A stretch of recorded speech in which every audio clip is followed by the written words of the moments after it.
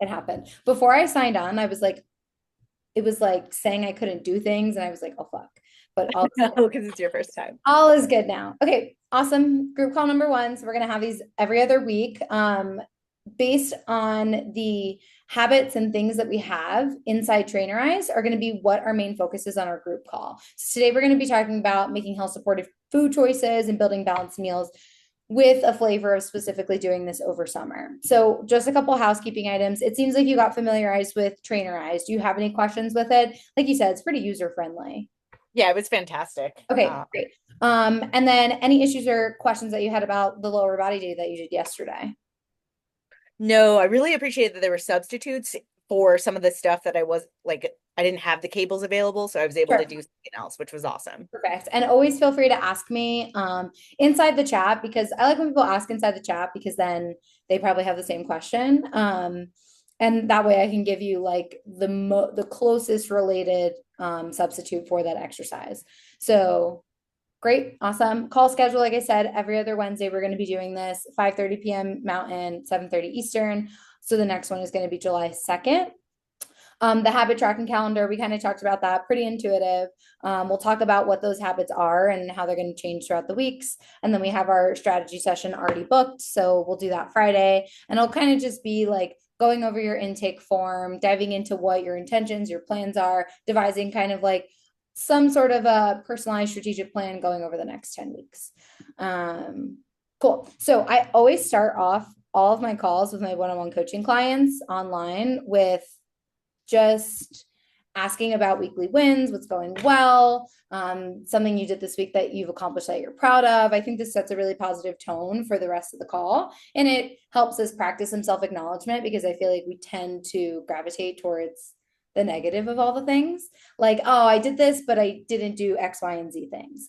Mm. So I want to hear from you about any weekly wins that you had, what's been going well so far, just in the couple days you've been on the app, anything that you did that you're proud of accomplishing. I would say that lower body day yesterday, after not getting in the workout at the event, was a huge win. Anything that else that comes off the top of your head? Home cooking. I have not eaten out in the last couple of days either. Like it's Awesome. been an intention to have that well-plated, like balanced meal, which has been Yeah, fun. yeah, good. Or do you usually eat out? Yeah, or just like not necessarily home cook. Like it'll be the easy thing, but I'm like actually like fucking around with the chicken. Yeah, nice. What was like your favorite, tastiest meal that you made? I did a chicken roasted broccoli with rice on that, and so it was just like chili pepper, simple spices, but yeah, Nice. it's good. Love it. Amazing. And I really believe that anything you put olive oil, garlic, and salt in is going to be delicious. Yeah, it's so simple. Good, good. That's great. I'll share mine because I like when everything's collaborative. But yesterday I went to a workout at this place called Platform Strength. This other personal trainer that I met through the grapevine in Denver owns the place. So I took a class there, and I working out with people is always so much fun. I prefer honestly working out by myself, but working out with people is so motivating. And I like absolutely lifted weights that I was not expecting to lift because there were like broy guys in the gym and everybody was like grunting and like going hard. And I was like, fuck yeah, like let me lift heavy. So I was really stoked about that. Yeah, it was really fun. Okay, awesome. So always going to start our calls off like that. So what we're going to be diving into today specifically are, were you on the masterclass call? No, I missed that one. Okay, great. So this will be somewhat of new information. So we're talking about building balanced meals and specific strategies, methods, all the things in order to do that, whether you're at home or traveling or whatever. So we're going to go over something I call the take what you need, add what you want method. We're going to dive into two strategies that I use for portion sizing for meals, satisfied strategy and the hand method. We'll go through some meal examples as far as like at a barbecue, at a vacation where you have the ability to cook, at home, etc. And then we're going to talk about water intake a little bit and then go over those biweekly habits. And then I'll just leave the end for any, since it's just us, well, you can ask questions as we go, and then we'll go over some takeaways, any aha moments that come. So the method, the take what you need, add what you want method. I love this because it blends something I call food freedom. So your ability to eat food without guilt, but also eat food that is balanced and in moderation and fueling for your goals. And this is kind of the method that blends the two. So we'll talk about the needs and then we'll talk about the wants. So the need part, these are the foods that and the nutrients that your body absolutely needs and requires in order to train hard at the gym, like last night, recover from exercise, optimal health function, all the things, but also reaching body and fitness goals. Think of this as like our traditional, what we think of when we think of health food, right? These are the foods that we absolutely need to include. But in order to have that food freedom and be able to blend what we need and what we want, we need to include the what we want part. I call this our soul food. So these are the foods that maybe are categorized as the bad food that has been seen to avoid if you want to lose weight or have any body goals. I'm just going to add a hedge in here. So this is the what you want part. These are the foods that you love most, that bring you joy, that spark nostalgia, make your taste buds really happy. But I think this typically is what we tend to restrict, avoid if we have goals. But life sucks without the foods that we want and these soul foods. It sucks and it's not sustainable. And I'm all about being able to eat for longevity and long term rather than just like crash course diets. So we'll talk about what that looks like. Specifically, we're going to talk about the needs part first. We're going to go through each macro, so carbs, fats, and carbs, fat, protein, and the ideal categories of those macros and some examples when we're talking about ideal food for what we need. So complex carbs, we have two types of carbs, simple and complex. Complex carbs just digest a little bit slower in the body and have a little bit more fiber. And we're specifically going to be talking about three categories of complex carbs that do have fiber. So colorful carbs. I like to call them colorful carbs because this is like the rainbow on your plate. There are two types, starchy, non-starchy veggies. Our starchy veggies, nothing wrong with them, just a little bit higher in carb content, but not necessarily a bad thing. That's things like corn, beans, sweet potatoes, squash, chickpeas, lentils, beans, all of the things. That's one variation. The other one, more of the clean eating version of what we think of when we think of clean eating, is our non-starchy veggies. These are like asparagus, broccoli, Brussels sprouts. This is the ones with the most color, what we think of as clean eating. Only difference here is there's just a little bit more fiber and the difference in carbohydrate content between the two. Always want to include something like that in there. Another version of complex carbs are whole grains. That's like brown rice, barley, quinoa, oatmeal, whole wheat bread, whole wheat pasta, anything that's not made with white flour. And then fruit. So fruit is an interesting one because technically it's a simple carb. The way that it digests in the body is similar to how we digest refined sugar, honey, syrup, which have you heard or seen on social media where like don't eat fruit because fruit makes you fat or fruit's bad for weight loss? Have you seen that? Yeah. Yeah, like the most ridiculous thing in the world and so counterintuitive. Like when I remember a client telling me this and I asked, do you really think it's bad for you to eat fruit?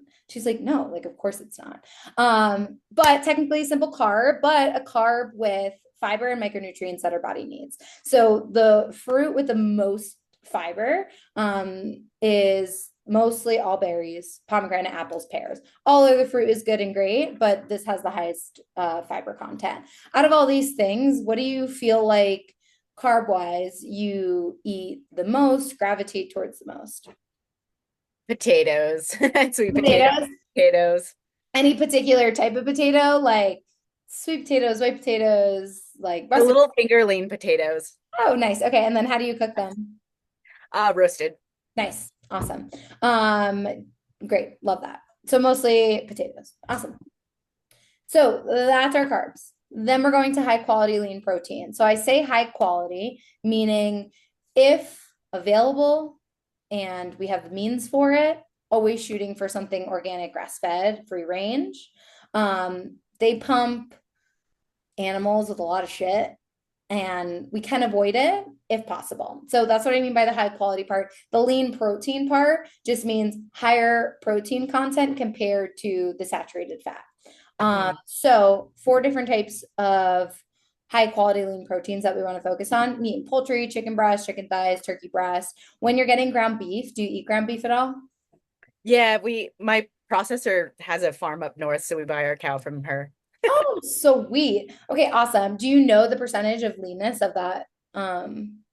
I want to say that she said 90, but I don't, I might be misquoting. Okay, great. Yeah. I would just say, like, when we're talking about leaner proteins, especially with ground beef, not that ground beef is bad, but we can make it a little bit better by reducing the fat content. So anywhere between 85 to 93% lean is ideal. Round steaks, like flank steak, that's usually what I eat. And then eggs and egg whites are really great for meat and poultry.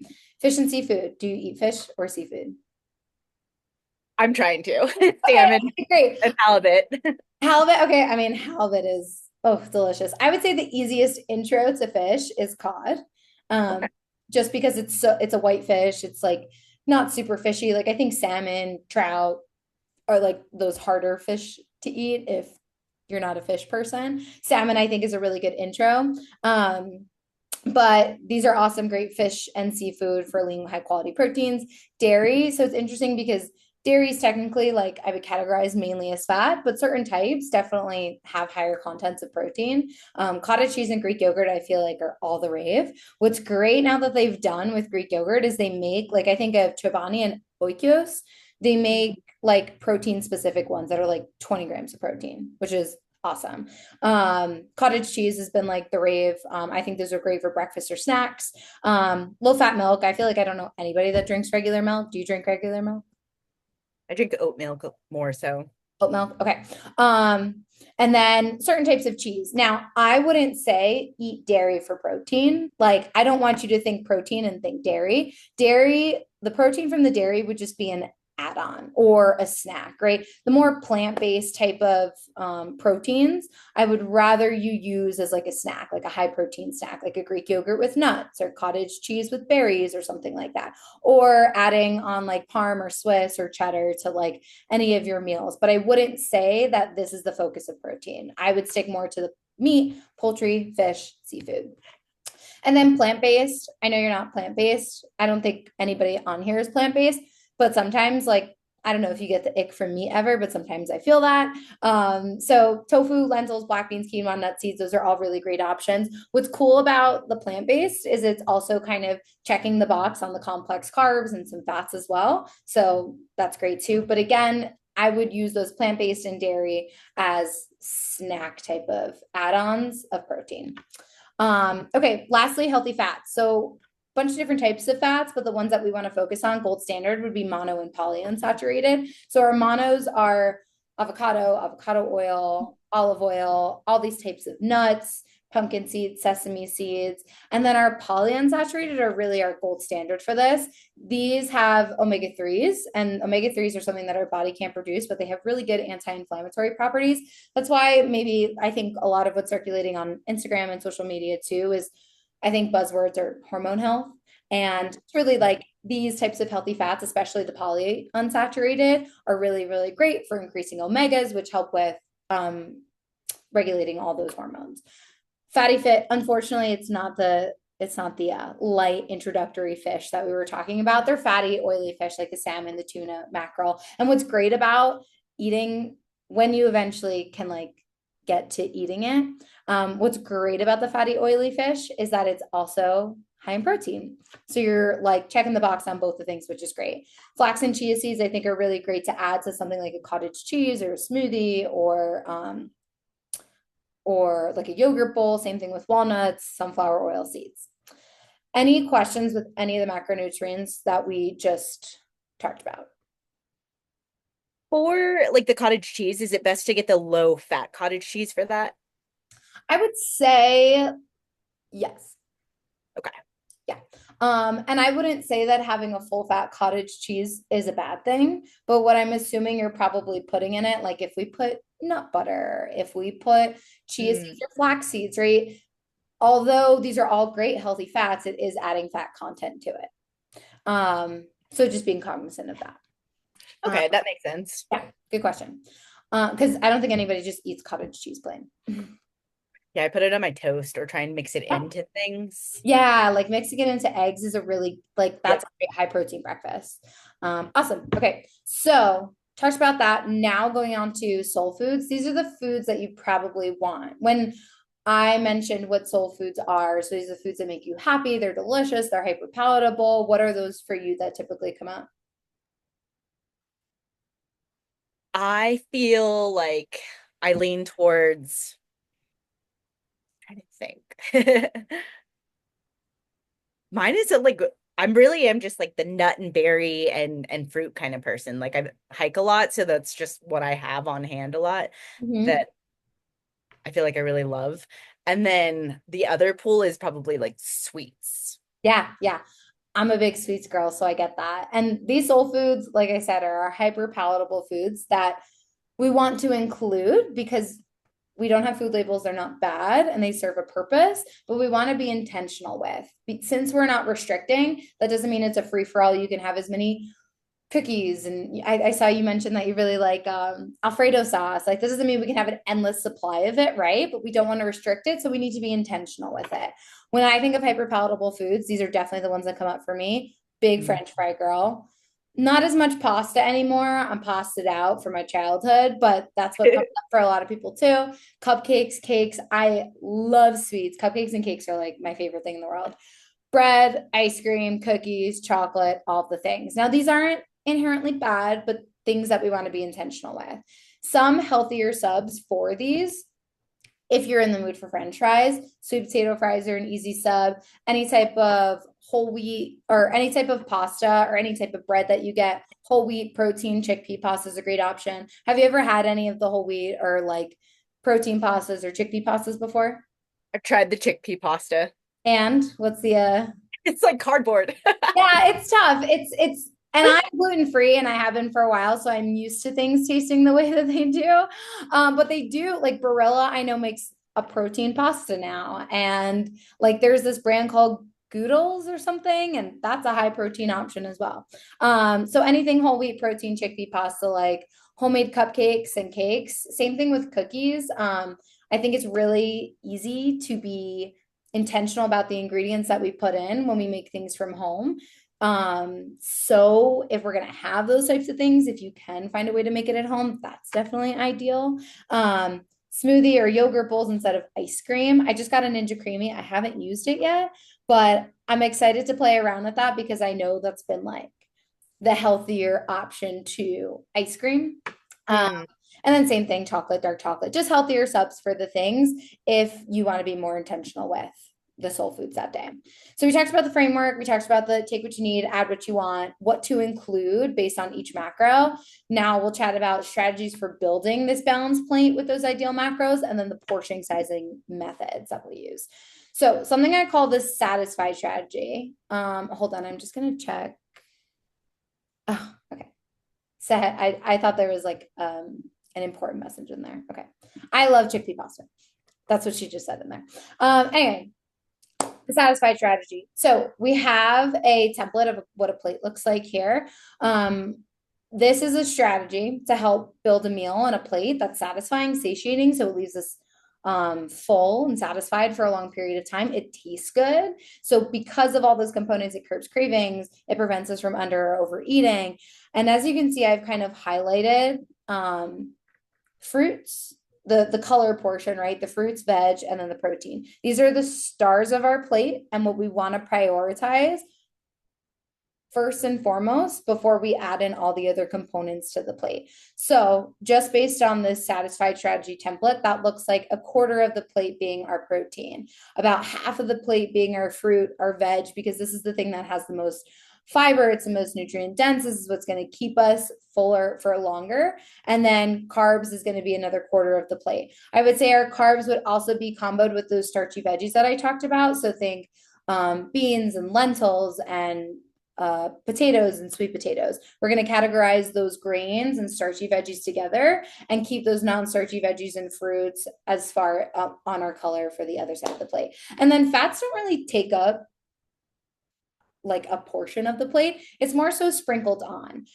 or within something like salmon. So like think spreading cheese out on the top, putting on a dressing, cooking something in oil, adding avocado on top. It's kind of like a topping. So we add that on top. The second type, well, I'm curious. Any questions with that? Have you seen that before? No? Okay. I think it's really like self-explanatory. And then the hand method. Have you heard of the hand method before? Are you meaning portion size? Like nothing, Yeah. like, yeah. Yeah. Okay. Have you ever used it? Uh, Sometimes. Sometimes. Yeah. Yeah, So, not regularly. okay. Yeah. And these are just two ways to be able to control portion sizing and, let's say, track food without manually tracking food or weighing food. So I love the hand method because it's a simple visual tool. And sometimes like we don't have this like pretty looking plate that we can just divide up, right? And we can use the hands instead. So what that looks like per carbohydrate per meal. So whole grains, complex carbs, about 1 to 1.5 cupped handfuls. That's about a half a cup or 3/4 cup of cooked rice, quinoa, pasta, berries, etc. Palm. I don't think this is enough protein at all. One palm is about 20 grams of protein. We want at least 30 in a meal. If now, since we're strength training and we're trying to build muscle, we want to maybe increase that even more, shooting for like 35 to 40 grams. So I would say anywhere between, I would even change this number to 1 to 2 palm sizes, maybe even just like the size of your hand. Because if you had a chicken breast the size of your hand, like this is not going to be enough. Right. So about 1, 1.5, or 2, that gets us to about 20 to 40 grams of protein, and we're always shooting for 30. Fist size, veggies and fiber, that's going to be 1 to 2 fist sizes to fill up half the plate.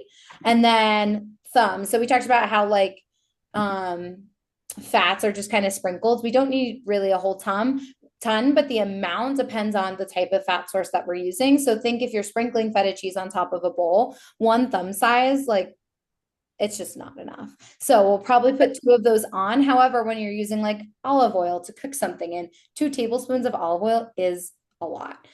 That's where I would say like one thumb size is fine.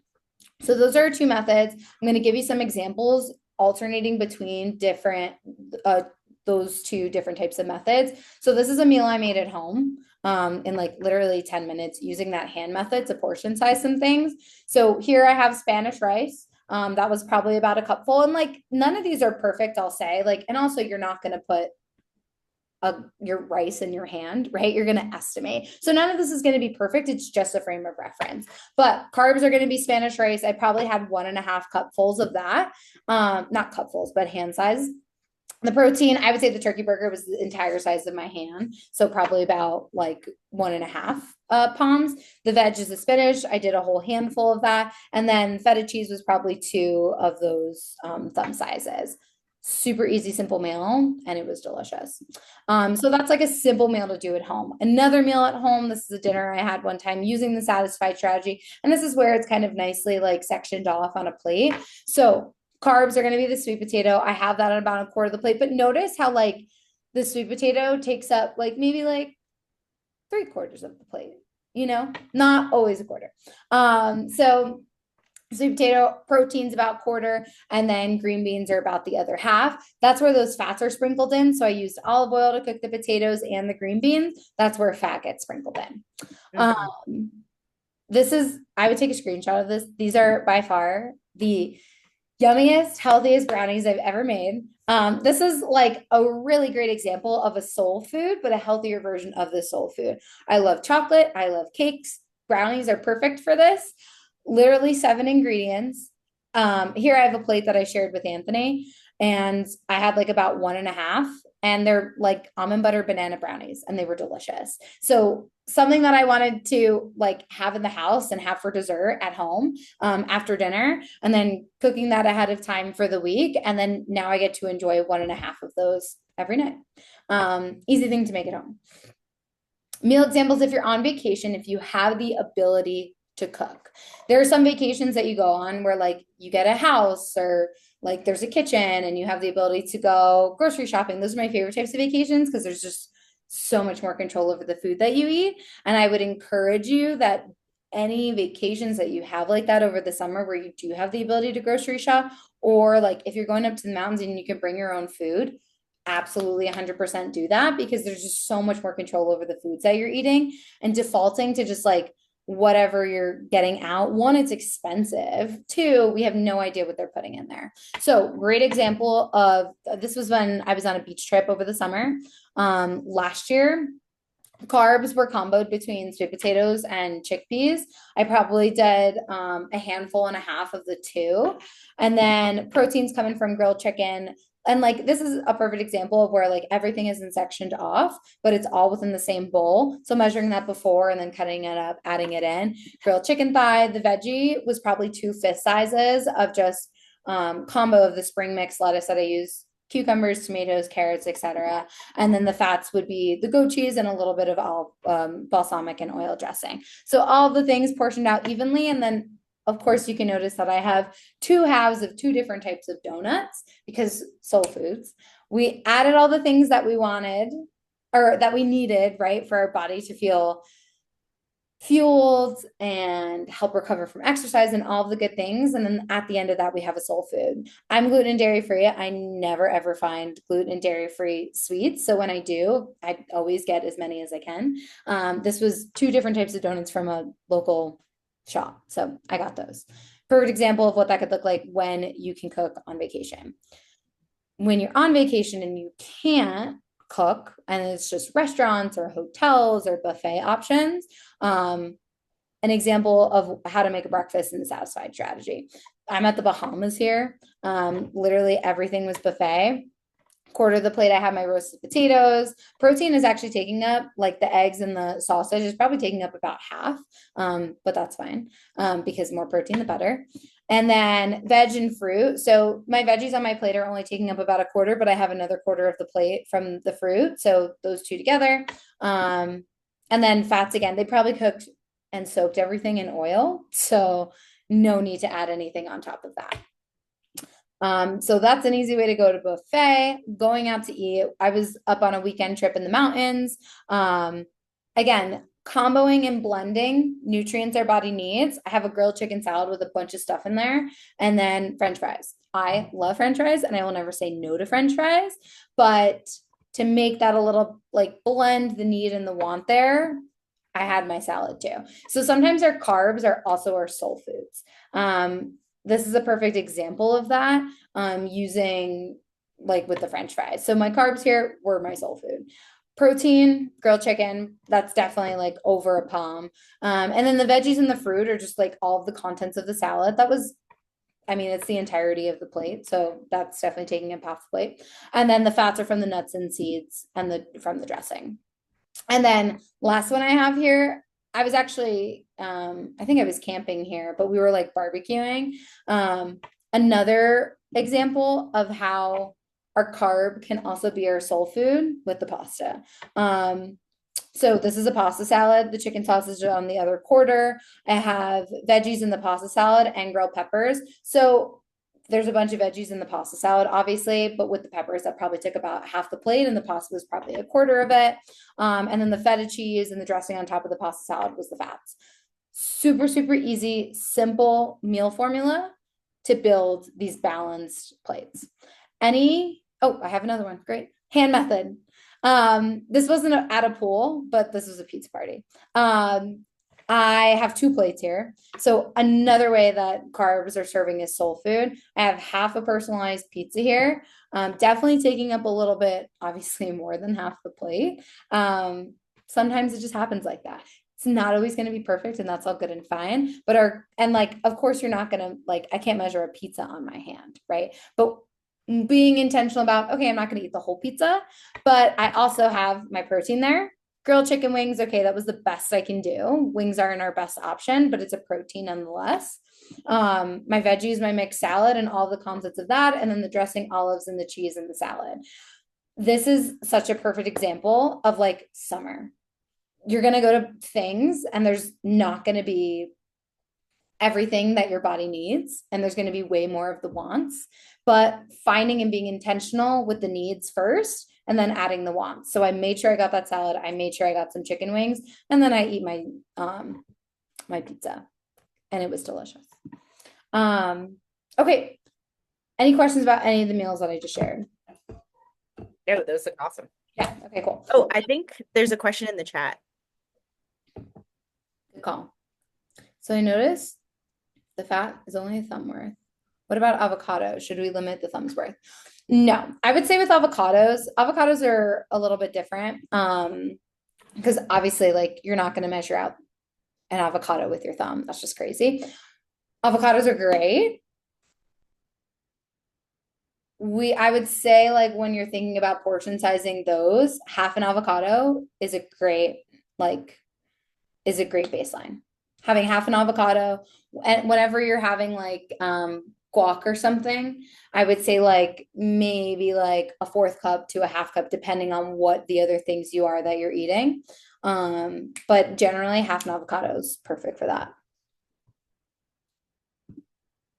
I don't know if she's gonna answer that, but that was a great question. Okay.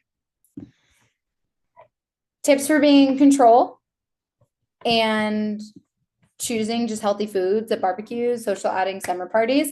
This goes for like literally any time of the year. Think like Christmas, holidays, all of the things. A couple tips here because we're super social over the summer. If do you have friends that you know don't eat healthy? They don't really care about what they're eating. It's just kind of like crap food and like they don't give a shit about it. Definitely. Yeah. I think everybody has these group of friends, and these are typically the friends I find in my life that are hosting, right? So you know that when you're going to this person's house, there's going to be mac and cheese and pizza and all of the things, right? And that's not inherently a bad thing, but there's probably not going to be that portion of what your body needs, the protein, the veggies, the fiber, all of the things. So if you know you're going to that person's house and you know there's not going to be any healthy options, one of two things: either be the person to bring the healthy thing, because I think low key everybody wants somebody to be that person, or you eat a protein and veg before you go. That way you've checked the box off on having your protein, check the box off on your veggie, and now you can enjoy some mac and cheese. Okay, all fine and good because you ate what you needed. Don't show up starving. I think this is a general rule of thumb anywhere you go. If you're already starving, then you show up to the food. You're trying to be in control around the food table, but you're starving and ravenous. And once you get like one Tostito, you're like, fuck it. It's Tito's and queso for the rest of the night. Don't show up starving. That's where also having a protein and veg before you go, even if it's a really small portion, is a great option because it keeps it low cal, but it also keeps you a little bit fuller. So when you get there, you're not absolutely starving. Making a plate versus picking off the table has been a game changer for me. I tend, when I'm in social situations, to, I don't want to say be an anxious eater, but like you're at a new place, you're socializing. What feels comfortable is like drinking and eating. So if we're like standing by the food table and chatting and mindlessly eating, one, we're probably going to eat way more than we're expecting because we're getting distracted. And then we have no idea how much we've eaten. And eventually we're like super full and we haven't even gone to the entree. So making a plate, literally getting a plate, taking your chips, taking your guac, taking your charcuterie board, putting it on a plate and walking away from the table. I need to physically move away from things or physically put things away in order to stop myself because sometimes willpower just like isn't going to happen and that's all fine and good. So making a plate versus picking off, always having a full cup of water. I think this slows down the rate at which we're drinking. Not that drinking is a bad thing. I drink, right? But if we can slow down the rate at which we're drinking alcohol, we'll probably end up drinking less, which is probably a great thing. And it just keeps us hydrated when we're probably eating like salty or fattier foods. Eating slow, chew your food, take breaks. I know that sounds really elementary and like intuitive, but again, when we're socializing, socializing and eating at the same time, I think it's really easy to not pay attention to how fast we're eating, how much we're eating, and literally chewing our food. This has happened to me so many times where I've just had conversations and I feel like I'm like swallowing whole pieces of food, but that impacts how we digest the food and the digestion process. So that definitely impacts our hunger as well. Planning our meals for the rest of the day and weekend around the event. So going back to our unhealthy friends that only make mac and cheese and burgers and all of the things, if you know that that's the kind of meal that you're going to have that day, to prevent this spiral or this avalanche of fuck it, I already ate like shit, I'm just going to keep eating like shit. Planning your meals, let's say that's a lunch thing, planning your dinner, making it a healthy, nutrient dense one, whether you already buy the ingredients and you go home and you make it with your partner, or you're just cooking them at home, or like you already have something prepped and that's all great. And then starting the day with something healthy, nutrient dense breakfast, planning the meals around the event, and then for the rest of the week. Because I think, again, if we spiral, I think that's what happens in a lot of people eat a thing that maybe they think is bad or they're trying to avoid, or maybe they overate and they're just kind of in that fuck it mentality, then it turns into Sunday eating like shit and then kind of spiraling into other things. And we want to prevent that avalanche. So planning meals around the event. And also, throughout this whole program, we're going to really, really try and break the all or nothing mindsets. I think this is something that every single person that I've talked to so far has struggled with, this sense of alternating between the extreme of I'm either 100% on my diet, clean eating, on top of my shit, or I'm eating like shit and I don't care at all what I'm putting into my body. We want to prevent the extremes and find a balance between the two. And I think a mantra that's really helped me, and actually a client brought this up to me, was this isn't the last time I'm going to eat a cupcake. It's not the last time I'm going to eat a cheeseburger. And that's where including those soul foods are so important, because they normalize this idea of eating sweets and bad foods and foods that aren't our typical healthy ones. It's not the last time you're going to have it, because this is something you're allowed to eat all the time. It's not a bad thing. So I think that kind of helps break this all or nothing. I'm either only eating cheeseburgers and cupcakes, or I'm only eating salads and grilled chicken. So those are some of my tips for barbecue. Any questions about that, or any things that you've tried from this list before that have been successful, or one that you're excited about trying? Eating before showing up somewhere, like a networking event, has been huge for me too. Awesome. Yeah, yeah. Because you show up and again, like, I don't know, it's scary to meet new people. Then you're anxious and like, I don't know, food makes me feel comfortable. So like I'll just go to the food table and have something in my hand or have a drink. So I think that's a really great and smart idea. That's definitely helped with me before too. Okay, awesome. So, like I said, we're going to have 2 habit focuses every 2 weeks based on the information that we're going to be talking about on our group calls. So, this week we're talking about building a balanced meal, nutrient dense plates, all of the things. Have you ever read Atomic Habits by James Clear? Yeah, my team's reading it right now. Awesome. One of the best books ever. And I'm just gonna always like throw in quotes from him because I think the book is amazing. And this program is so, so habit focused and building habits, practicing them, implementing them, mastering them, and then being consistent with them over time. And I love this quote here from it. Success is the product of daily habits, not a once in a lifetime transformation, which I love, right? We don't transform our bodies, our lives, our health, anything like that from like a 10-week stint of dieting and exercise. It's kind of like a lifelong thing. That's why every couple of weeks we're going to be implementing new habits, practicing them, mastering them, and then building off of them, because that's what elicits long-term change and sustainable change. So these next 2 weeks specifically, as you've seen in Trainerize, eating 3 nutrient-dense meals every day. That's breakfast, lunch, and dinner. Do you already eat 3 meals a day, or are you like a small meal a day kind of person? I hit 3 meals a day. Okay, great. And I would say our bodies love routine and consistency. So practicing those 3 meals relatively around the same times every day is going to be ideal for definitely regulating and monitoring hunger and fullness throughout the day. Like every day on point, I get hungry at 12 o'clock because that's when I have my lunch every day. And then drinking 90 ounces of water. Is water something that's challenging for you to get enough of? I've been practicing 40 to 64 ounces. 90 ounces is challenging. Yeah. Okay. So, and we'll talk about that because there is. Hey G, also I'll just let you know I'm participating, but through the chat. So Okay. just Okay. read my Yeah. answers to your questions in the chat. Oh, okay. Cool. Cool. Cool. Okay. Because you're with your family, right, Sahaj? Yeah. Okay. Cool. Thanks. You eat 2 meals a day, sometimes three. Okay.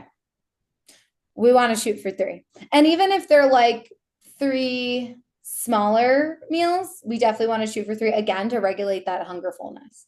Um, is there a meal, and you can answer in the chats ahead, is there a meal that you typically like? What's the meal that you sometimes have a third of meal times?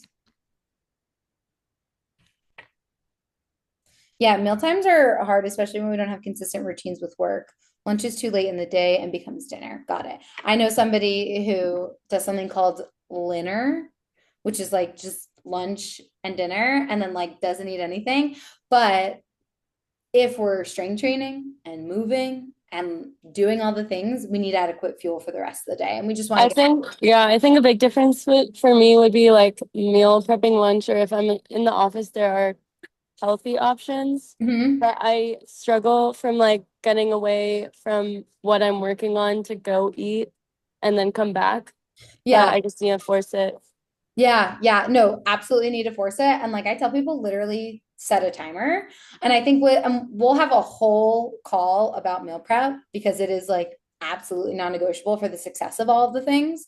Um, so we'll definitely dive into that. But I would say like just to start a hedge, setting a timer and like sticking to the timer because I find myself like, no, let me just do this like one other thing. Let me just keep going. And then like 40 minutes passes and now I'm like ravenously starving and I like am really low energy and then I have a headache and it doesn't feel good. And we want to maintain energy throughout the rest of the day. So setting that will be really helpful. Good. Awesome. Water. So Mariah, you mentioned you're shooting for 40 to 60. So actually so we know we need to drink water. Everybody knows we need to drink water. It's obvious.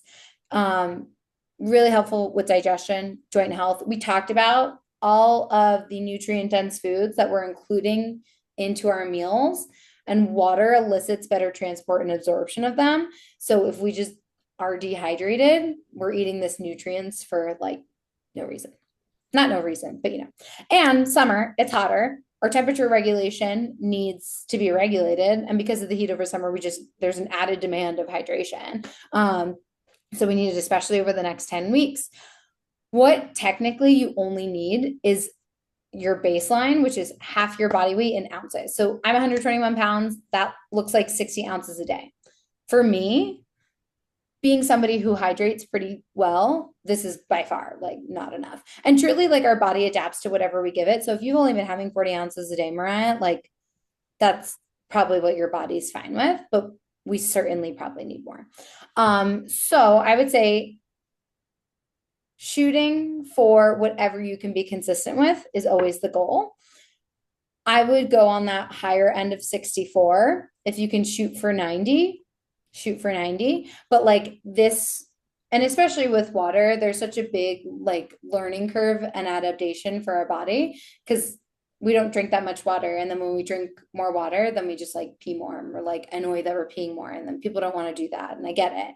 But we definitely need more water than what you're already having. So the way that you can measure it, or at least get in the habit of measuring it, one, emotional support water bottle. I call it an emotional support water bottle because it comes with you literally everywhere. Determine the ounces of it. So like mine is 24 ounces. I know that in order to get within a 90-ounce range, I need to have 4 of these, whether I'm remembering it or I'm telling it every day. Finish one, fill it right back up, finish the other. Some tips when it does come to getting more water in, because I think this is challenging for a lot of people.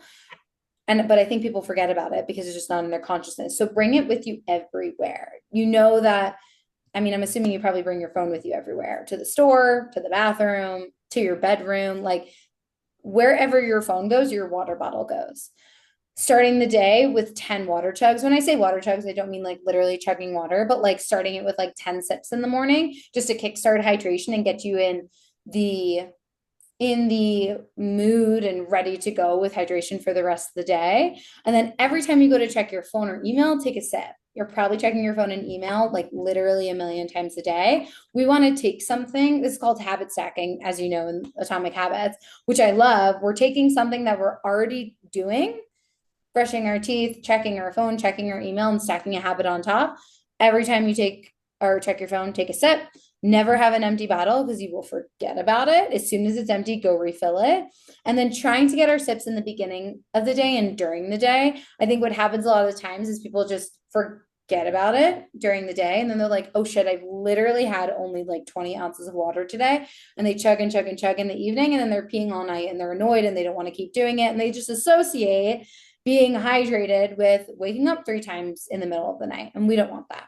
So drinking it a little bit more in the day, having those 10 morning water chugs definitely helps kickstart that. Sweet. So habit tracking on the calendar. I feel like nobody had questions about it, but I just want to show you a visual of what that looks like. So this looks a little bit different from my end just because I'm the organizer, whatever you want to call me. But you'll have a dashboard, which is like that little rocket ship to the left. We have our 90 ounces of water. And Mariah, like if you're not hitting 90 ounces, but you're getting like what you feel like you can be consistent with, which is 64, still mark that off. And like maybe just make a note of that. Like share it in the chat because I'm sure a lot of other people are also having a hard time hitting 90 ounces, especially in the beginning. And then every like couple days, maybe shoot for a little bit more. And then we have our 3 nutrient dense meals that we're eating. Check it off every time you have it. Me and Lindsay have been sending some of our meals. So if you feel like you have like a great meal that you're excited about, you want to share, definitely throw it in there and share because the meal inspo, like we just said in the beginning, like it's nice to see what other people are eating to get some inspo for like, oh, great, I'll have that tonight too. Another way to track it is just by going to the little calendar and it'll show you by day and you'll just check it off. I feel like that's pretty simple. Any questions with that? Yeah, straightforward. Cool. Any questions in general about any of the things that we just talked about, Sahaj and Ryan? And it's okay if you don't. I feel like we were kind of asking questions and answering them the whole time. All right, cool. Love that. And then I'll always ask this at the end of our calls, any takeaways or aha moments. I think it's really important to pinpoint and acknowledge what is the thing that stuck out to me that really resonates, that I really want to try or start to implement. What is like an aha moment that I had of like, oh, yeah, I could do that too. I never thought of that. Any of that came up for you, Mariah or Sahaj? I'm reading Sahaj's text. Oh, yeah. Yeah. You can totally follow up with a question in the chat, Sahaj. That's fine. But yeah, bring your what like phone is in pocket, water bottle is in hand. Shit is going everywhere. Literally Right. everywhere. That's where like I don't know what kind of water bottles you guys use, but like I love the Owala. And I have 2 types of Owalas. I think this is like anything that I can like hold like this is super easy for me versus like holding like a handle like those big Stanleys. They're just like not as accessible and easy to walk around with. So I love the Owala. Any takeaways, aha moments that you had talking about all this stuff, Mariah? For me, the consistency. I don't always eat breakfast at the same time. Like even today, I think I did my nutritional dense breakfast at like 10 a.m. Okay. And yesterday it was at 8 a.m. So for that, I was like, I think being more consistent was an aha. And then take what you need and add what you want. Just because I do so much social activity, I forget that when I have the whole buffet option to like go intentionally for the more nutritional thing versus like the heartstring of like chocolate cupcake. Yeah, yeah. And like there's a way to have both, right? Like we find the nutritional thing first, the protein, the veg, and then like let's say if we want a chocolate cupcake, that's our carb and soul food. Great. We've hit all the things. The consistency with breakfast, is it because schedule changes in the morning? Is it because you're rushing in the morning or don't have anything prepared? Like what's with the difference? Both of those. Okay. Like, sometimes I have like an 8 a.m. meeting, or sometimes, I don't have one till 11. So I mosey and I'm on the computer first thing instead. Got it. Okay. Yeah. So for you, I would say getting in the habit the night before, what's going on for my morning? Do I have an 8 a.m.? If I do I need to wake up at 7:30 to eat a breakfast? If I don't have a lot of time for breakfast and I don't want to wake up super early to make one, is there something that I can make or get on the go that can be like really quick or I can eat during my meeting? And then versus like, okay, I don't have anything till 10 a.m. Great. I have plenty of time to make a nice breakfast and like planning it, just like how we plan anything with work, which I know that you're like so on top of and intentional with.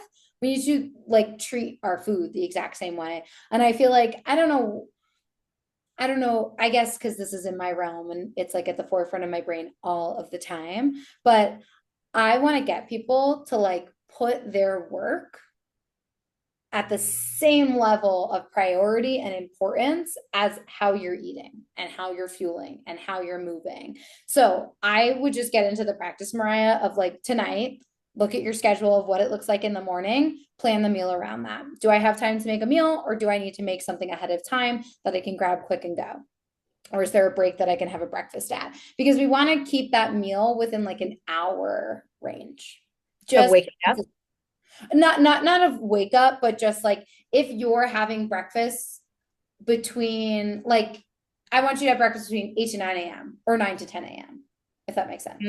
Okay. Yeah. Yeah. So there's not like variance over the swings. Yeah, like not one morning at 7 a.m., one morning at 10 a.m. because then like you're probably not going to be hungry at 7 a.m. and by 10 a.m. you're going to be starving. So and it's fine to eat at either of those times, but whatever you do, try to make it consistent within an hour range of each other. Cool. Okay, and then just real quick over the next 2 weeks. So already got your one workout in, so that's exciting. I want you to get at least two more for the rest of the week. You're going to repeat that for the following week as well. We have our daily habit tracker. We're going to practice the water intake, the 3 meals a day. Member chat, like I said, use that as much as you want to need to. Share meals there, encourage other people, ask questions there. I want to make this as engaging and collaborative as possible because that's the whole point of the group and I love group programs.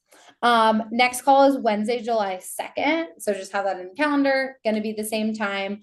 We're going to be talking about steps, activity, and morning routines specifically. So that'll be helpful when we're talking about being consistent with mornings. Sweet. Awesome. Anything else that you have for me or any questions that you have?